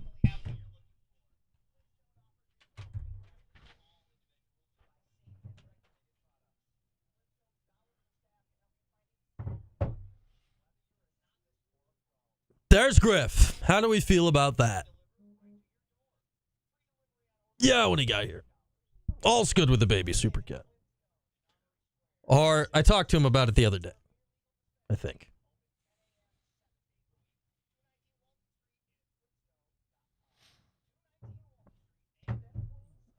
I've talked to him about his baby sometime within the last few days.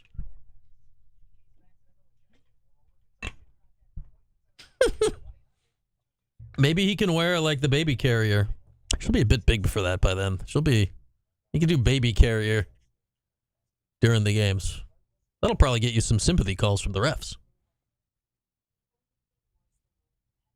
She'll be like 6 months old by then.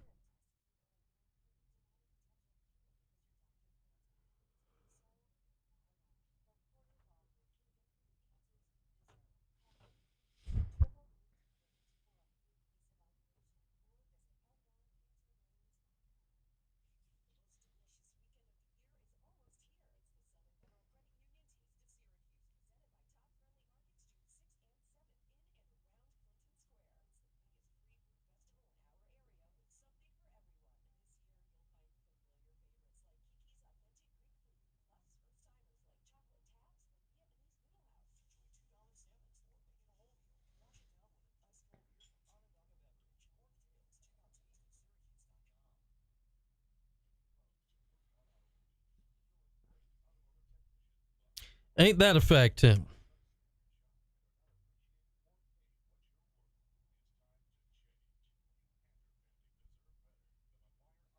When they wander into your room at 5:15 in the morning, you have to deal with it. And then you're tired. Hypothetically speaking.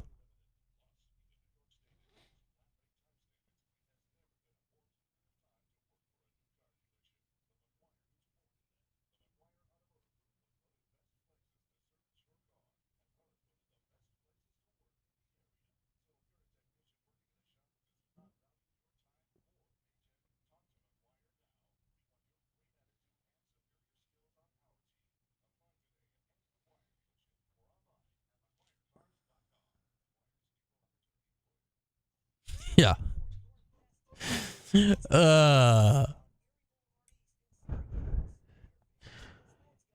Today we're doing tummy time on the bench.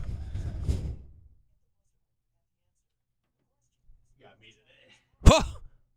Mike's bailed on his last 4-on-1? Crazy. What has happened? Who would have thought? I don't know. I didn't think. Oh. Can't get a sappy farewell on the air?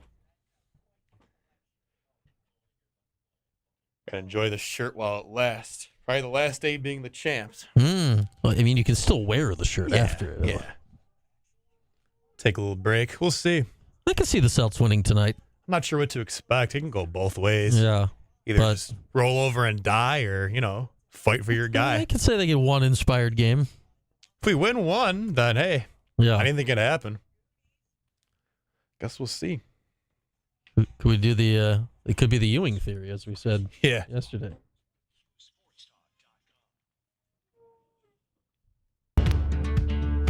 All across CNY, it's the 315. Here's Brian Higgins. All right, back at it here. We're like just juggling things all over the place this hour. Billy Dwan will be joining us in about 15 minutes or so to get you ready for the Syracuse-Princeton lacrosse game this upcoming Saturday. Right now, though, it's time for this. Here's the 411. Hello, and welcome to Movie Phone. Oh, wait, you serious? Let me laugh even harder. In the 315. And so you're going to be doing that all week, right? Nah.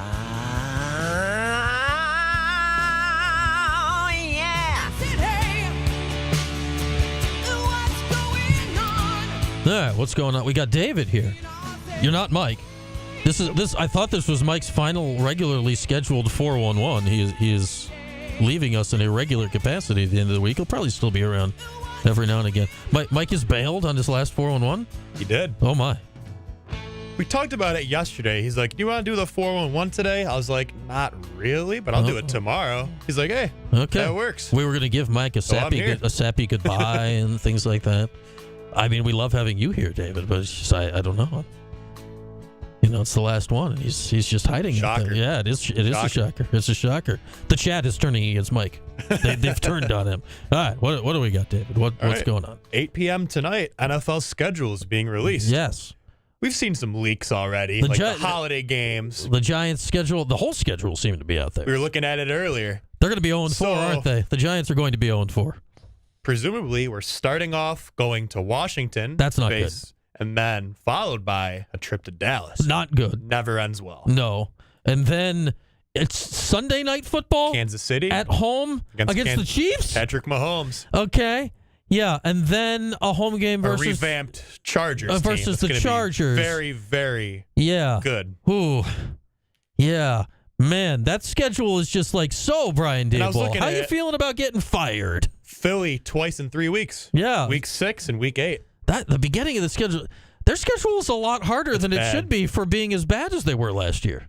Not good. It's partially because the division's like good now, but the schedule was always easier when Washington was bad. I know. Yeah, no, not excited. They're going to be 0-4. If they're not 0-4, it will be an upset. I got to ask, do you like starting the season off playing a division rival or playing somebody random? I know in the past couple of years we had Minnesota last year, we had Carolina one year. And other than that, it's usually go to Dallas and get stomped. Or have Philly come here and get stomped. I enjoyed starting the season with Dallas when they didn't stink. During the Eli days. Like during the Eli days when it was like there was many years in a row there that it was the Sunday night football game to open the season. That was kind of cool to be the Sunday night football game to open the season. That game was one of those years when they opened Jerry World. Is when the Giants went there and beat him, and Eli like scrawled in the concrete or something. Like first win, it's like buried under permanent walls now, or something. Like it'll be there forever. Yeah, that was fun. Now it's like dreading a loss to Washington because they have Jaden Daniels and you don't. It depends on, I guess, how new the team is. I guess, like if you have a young new team like the Giants this year. those division games are must-wins right off the bat. Yeah. If you don't set the tone in those games, when you get to like November, December, you have no control over your destiny at that point. Like you got to win your games and then hope that those teams kind of have a skid. Yeah. You say we were looking at that earlier, and the other thing I asked you was like, all right, where's the bye week? And it's week like 14, I believe. I think there's 5 games after the bye week. I'm like, oh, well. At that point, I'm looking at it, I'm like, well, it was like, I think I know where Jackson Dart's first career start is. Like bye week, late season, they're going to give Russ some runway. If it goes wrong, like you got to roll Dart out there down the stretch, and maybe you'll get 5 games at the end of the year. It's depressing that that's what we're looking at right now, but got to be a little realistic in the Giants realm. We got a Christmas Day triple header. They're all division matchups. We have Commanders-Cowboys, followed by Vikings-Lions, followed by Broncos-Chiefs. It's a good slate. The Chiefs play on like every holiday. They now. do. They're playing the Cowboys on Thanksgiving, They too. got Thanksgiving and Christmas? First time playing on Thanksgiving since 2006. That's brutal to get Thanksgiving and Christmas as a team and a fan base. Yeah. That's tough. I mean, as a fan, I guess. It depends. It's a lot to take over all the holidays. Yeah. You can like bargain your way into one, but when they take both, it's like, The Christmas Day game is prime time, to be fair. So, okay, yeah. At least you're kind of done. Already had your dinner, You're kind of done with stuff then. Presents are opened.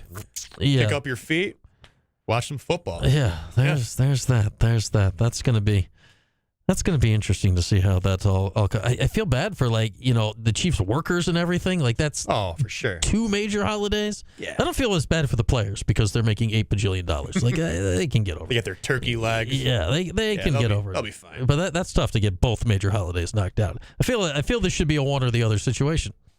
Yeah, I don't like that. I guess it is the Chiefs. That's the peril of going to the Super Bowl like every year that you got to deal with that stuff.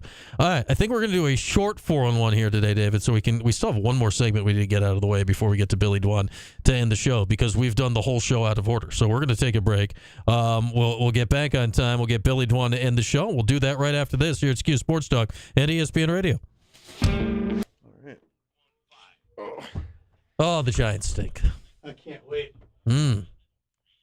Should be at least somewhat fun to watch this year, you hope. Oh, I hope so. Yeah, maybe Russell will turn back. He's usually okay like early in these seasons. Yeah. So maybe Summer comes around, it's like yeah, maybe he'll be not bad early.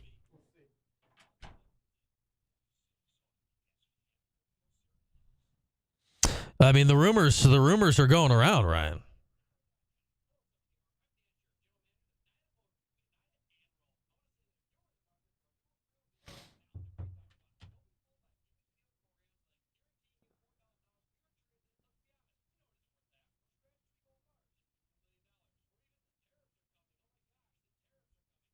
What about a Fudgy the Whale cake? Where's Fudgy? I like a Fudgy the Whale cake.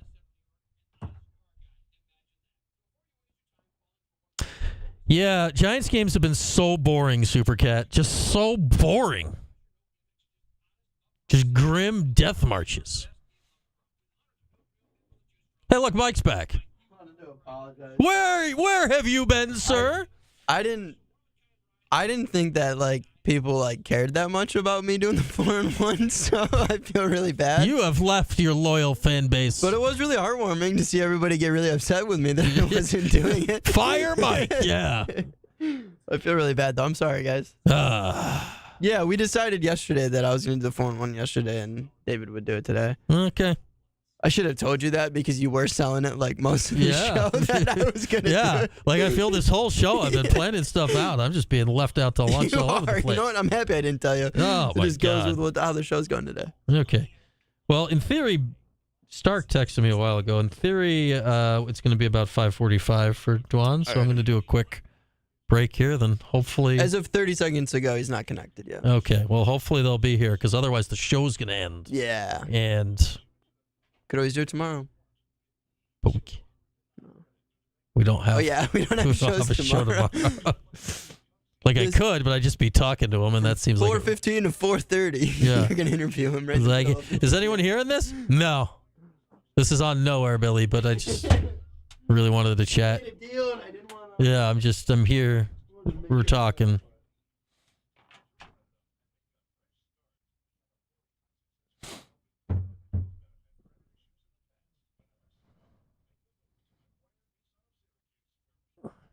And with that, Mike was gone, never to return, or perhaps to return sometimes. Mike may still be around every now and again, but certainly on less regular occurrences. The chia seeds, Jen. The chia seeds seem very hip these days. People are all about the chia seeds.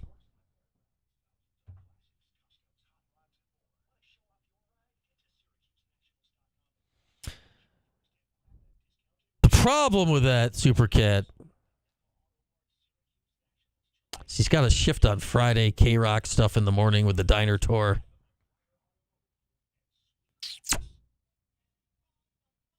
Like that could have been a problem for Josh and Cody. We could still fire him before the end of the show. And with that, Mike has been fired.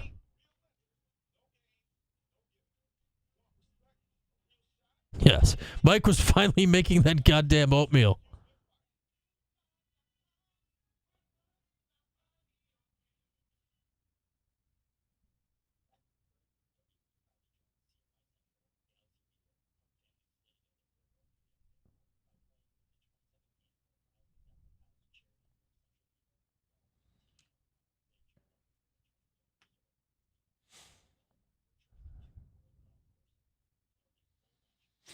Yeah, chia seeds having a moment.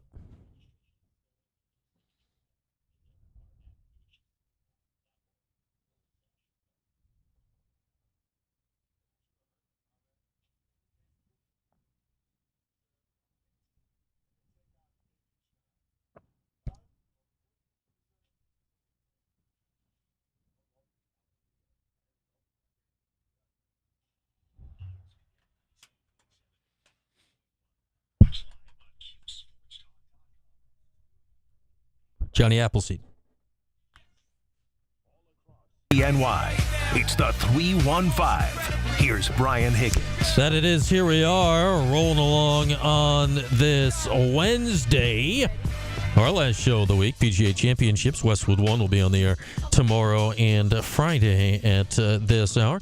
Chance to remind you, Summit Federal Credit Union Taste of Syracuse makes its return 3 weeks from now. 3 weeks from now. The 6th and the 7th of June in the Clinton Square area and surrounding areas of downtown. $2 food samples, our fine radio shows, Stephen Page, formerly of the Bare Naked Ladies, and more coming up in a few weeks. Coming up next on this program, we'll talk to Billy Dwan, Orange defenseman, getting you ready for Cuse and Princeton, yet another one of these Ivy League teams. These smarty pantses coming up on Saturday at 2:30. We'll talk to Billy next year on Q Sports Talk and ESPN Radio. Evan Kent.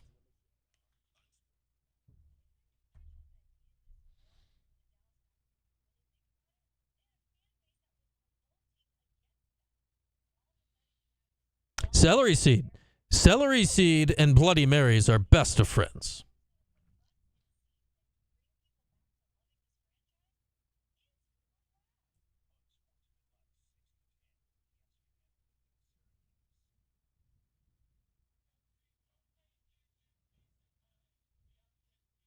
What did I do sometime recently with celery seed? Did I involve it with chicken in some way?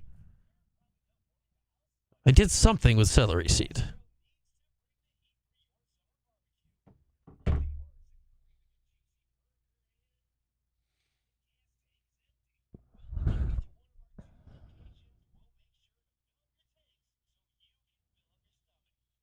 Coleslaw. Maybe it was a coleslaw I did it with. What the heck did I do with a celery seed?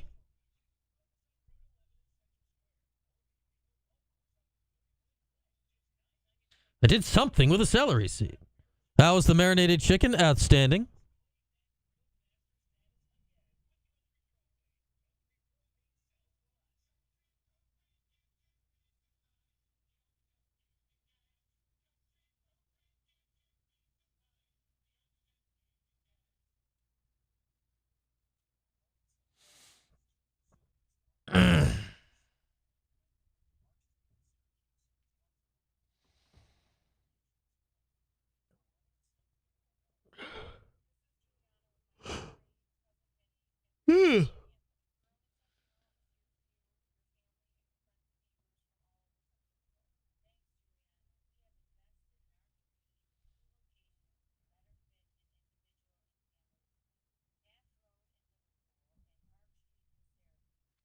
The 12 versus 5 seed. Yeah, that's a good one. I like that.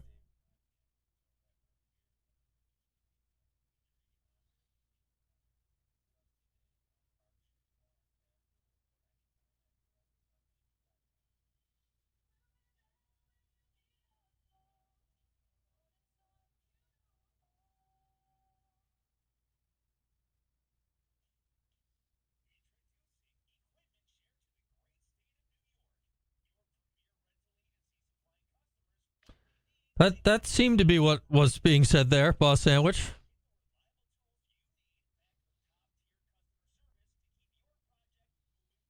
That does not seem to be ideal for the current driving conditions, Kev.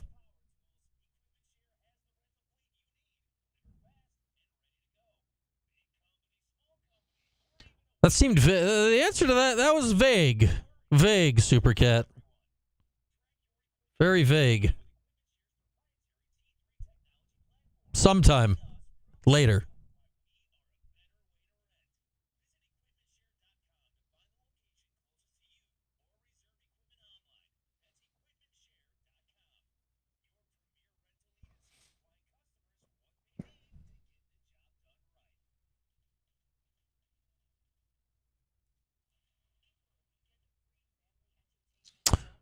Do we have Billy?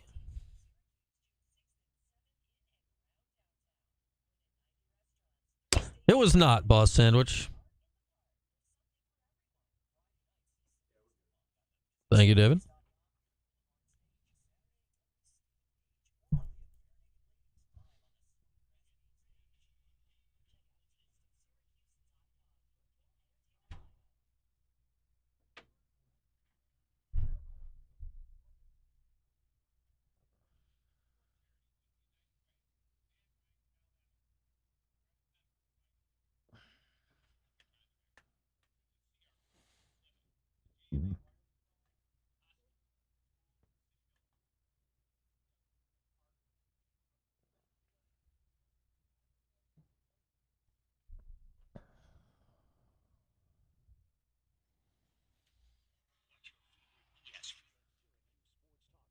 On CuseSportsTalk.com.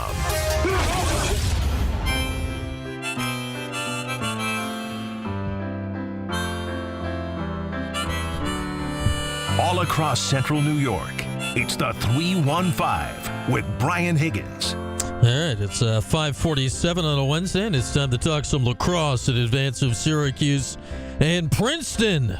Oh, it has been a minute, but man, these two used to have some games back in the day. They meet in the playoffs for the first time in 22 years. A chance to go to the Final Four is on the line on Saturday, 2:30 down at Hofstra. With that, we bring on Orange starting defenseman Billy Dwan. Billy, thanks so much for hopping on today as you guys continue your preparations for Princeton this week. What's this week been like for you guys after that crazy comeback win over Harvard on Sunday? Yeah, it's definitely been cool. Just, kind of being the only people left, I guess, on campus is pretty cool. And then obviously just practicing full-time lacrosse player, kind of a professional lacrosse player life. So that's also pretty fun, just being with everybody, enjoying the time we have left together. I want to ask you about the idea of playing today. Syracuse and Princeton was the biggest thing going in the lacrosse world, but it's not really meant nearly as much in your lifetime. Do you guys have an appreciation of what this game, was back 20, 25 years ago? Yeah, I mean, obviously, we played them my freshman year in the regular season, but obviously knowing the history of this program and this place, I'm kind of a lax rat myself, so I kind of watch a lot of those games, just throwback games. You can find them on, YouTube, whatever they are on. So, yeah, I definitely appreciate it. Definitely, with that being said, though, just knowing it's the next big game, it's because it's the game in front of us. So, just, enjoying the time, being with everybody, and obviously just getting ready for Saturday. Yeah, I'd imagine. I mean, certainly, you, your dad, your family goes back in this thing. You watched any of those Mike Powell versus Princeton games from back in the day? Yeah, I watched the one Final Four weekend. I don't know if it's the semis or the championship, but pretty sure it was the semis, but I could be wrong on that. Obviously, some great games, great players on both sides, and obviously Princeton had their run in the 90s, and a lot of those times they went through Cuse. So just looking forward, I guess, to continue that history Saturday. But it's just another game for us. So you mentioned the game your freshman year. that game has a lot of weird ties right to this game through your teammate in Sam English, who got literally sent to the hospital in that game, had to have a spleen surgery, and now is on Syracuse. What is Sam's whole situation going into this game, going against old teammates? His college career wrapping up. There's a lot going on for him this week. Yeah, I mean, obviously he's been here for 2 years, so still knows a lot of those guys, I'm sure, and knows their tendencies, I guess, which favors us some. But then obviously I think it's just another game for him, and I think he's been super good throughout the week, just reiterating that it's another game. And obviously it's probably a little bit emotional for him. Obviously he's probably had some great memories there, but I'm sure you'd have to ask him that. But I think that, for him, I think he's been great. Just, it's another game. It's the game right in front of us, and that's why it's a big game. And you're here because of what happened on Sunday. You guys are down 6, and it's still a 4 or 5 goal game right into the fourth quarter. What kept you guys? I don't know if calm is the right word. What kept you guys mentally in the right spot on Sunday to do what you did to come back? Yeah, I mean, I think we kind of said in the locker room at halftime. Obviously, the plan was never to go down 8-2, but we're sitting in this spot and our back's kind of against the wall. So why not kind of just give it everything we got and see kind of where the chips fall? And then I think also too, we kind of knew that we didn't do what we wanted to do in the first half, executing the game plan wise. Not really in one particular area, just I think all around, offensively, defensively, face off, clearing, riding, whatever that is. So I think that we kind of knew that we didn't put our best foot forward. So we kind of just decided, we're just going to play hard for 30 minutes, do the next right little thing. There's no, 5 or 6 point goal, what we were down. So we're just going to make the next right play and kind of see where it takes us. And obviously worked out on the good side. It almost seemed like there was when you scored 4 in about a minute and a half to get back in the game. And in many ways, right, like your defensive guys got you back in the game. Kaczynski getting a goal and Nick Kakemo getting a goal. We know you've scored plenty in your career. What's it like for you to watch the other long poles get it done at the offensive end? Yeah, it's awesome. I think a lot of times in practice, those guys have made so many plays. Obviously, Chuck being, I guess, a junior and Nicky being a 5th year, both of those guys through the years have, definitely scored goals in practice. So just to see it, come out in a big moment in a playoff game for Nicky being his last game ever in the Dome, then obviously Chuck just being at a huge moment for us in the game too. I think just seeing those guys succeed and do well, it's awesome to see and super happy for those guys. It felt in many ways the turning point of the game was the penalty when Joey takes the hit to the head. Obviously, you guys go man up and take advantage of it. But the main thing I took away from there is it felt like at that point the crowd stood up and they did not sit down the rest of the game. How much did you guys draw off the crowd down the stretch on Sunday? Yeah, I mean, they're definitely huge. I think obviously just having the crowd have our back, the best fans in college lacrosse. So for us, just them giving us, I guess, that extra boost, extra juice, whatever you want to call it. I think it was definitely electric, and I think that's kind of why you come to a place like Syracuse to play in environments like that. And I think, they definitely, I guess, pushed us over the edge and kind of, I guess, put more pressure on Harvard than what was already there with the, the 1 minute penalty and everything. Billy Dwan with us. We're getting you ready for Syracuse and Princeton this Saturday. 2:30 is the scheduled face-off time. How do you handle a day like that? I say scheduled like that. The second game of the quarters, they never start on time. You're sitting and waiting. How do you handle a day like that to get ready for this game? Yeah, obviously, I think it starts with just being ready throughout the week. So, for us, obviously preparing yourself so when you do get in that moment where you might have to wait 20, 30 minutes, you're not, stressing as much as you're kind of just ready to go and you're ready to get the ball rolling. So obviously, it's like you don't really want to cram for the last minute exam, so that's kind of how we're looking at it. You just want to be ready, for the opportunity and just go out there and just put our best foot forward and kind of see where the dice rolls. Your guy John Mullen at the Face-Off X has been so good here of late. What kind of advantage does that give you guys in these games, knowing what you have there at that spot? Yeah, I mean, he's an animal. Just having him, I think just having so much confidence in him and his ability, and I think it just takes a lot of pressure off the defense and puts a lot more pressure on the other team's, opposing team's defense. Just having a guy like that kind of makes the field tilted in that respect. But, obviously there's so many great players on our team and everything like that, but to have Johnny Mullen, obviously, I think is a game changer. You talk about watching the old Princeton games, and when people think, Princeton lacrosse back in the day, right, the first thought is defense. Well, that's not Princeton lacrosse this day, right? Like the first thought of Princeton lacrosse now is a high-octane offense. What is the toughest thing that you guys expect to deal with on your defensive end on Saturday? Yeah, I mean, I think they're kind of similar to our offense in the respect that I don't think they have too many imposing dodgers. I think it's not really, like the athletes they have. It's obviously they're really skilled, really talented, can shoot it from anywhere, really crafty off the ball. So I think for us, it just puts a lot of pressure on us. And just being in the right place, right time, talking to each other, being connected, being communicative, and kind of just obviously knowing, not what they're going to do, but what they want to get to and how they want to look. And for us, just being in the right spot, at the right time, then obviously making the play and finishing them off, and obviously hopefully getting the ball to our offense. Coulter Mackesy is their lead guy, has 40 goals this year. What makes him so tricky to cover out there? Yeah, I mean, obviously he's a slick player. He can shoot it. Obviously, lefty, righty, deceptive. Obviously he's good in the two-man game. Obviously, I don't think really he has any weaknesses to his game. So definitely going to put the pressure on our defense and ready to support, ready to help. If it's a pull on him, shorty on him, whatever, obviously the matchup is. So he's ready to support, ready to help him. And obviously he's a great player. So looking forward, I guess, rolling against him Saturday. All right, last thing for you, Billy. You guys have done such a great job here over the last, I'd say, 2 months, probably since the first Harvard game, of the idea of one day at a time, the idea of win today, all of that. Well, Saturday, it's win today, and you get the goal that you've been talking about all year, which is the Final Four from before. Like, do you still manage to hold on to the same plan, or is it like, all right, you can sense it at this point? Yeah, I mean, obviously we've worked at doing that all year, so I don't know why it wouldn't change, right? So for us, I think it's just putting one foot in front of the other.